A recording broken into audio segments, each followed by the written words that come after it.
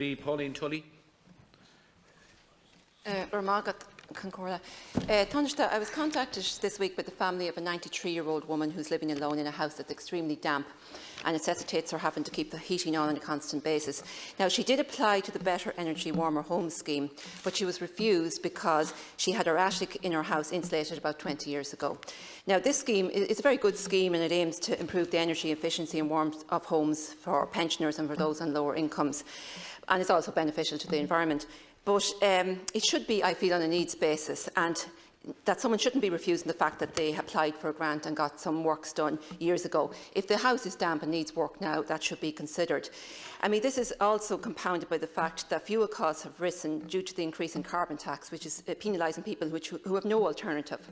There's also a waiting list, I think, of 7,300, which equates to about 2.5 years waiting list, going by the current work rate. Now, your government announced millions in the budget towards retrofitting, and that's very welcome. But it's no good if the work isn't being done on the ground. So I'm asking, can this be addressed so that work is done as a matter of urgency, right. Thank you, Deputy. And that second applications are considered? Yeah, thanks, Deputy. This is again a matter really for Minister. I think it's Minister Ryan administers that scheme through SEAI.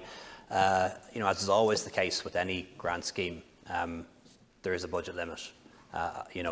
There's no grant scheme that I'm aware of where money is unlimited. There has to be some limit on the budget, and therefore there have to be some rules.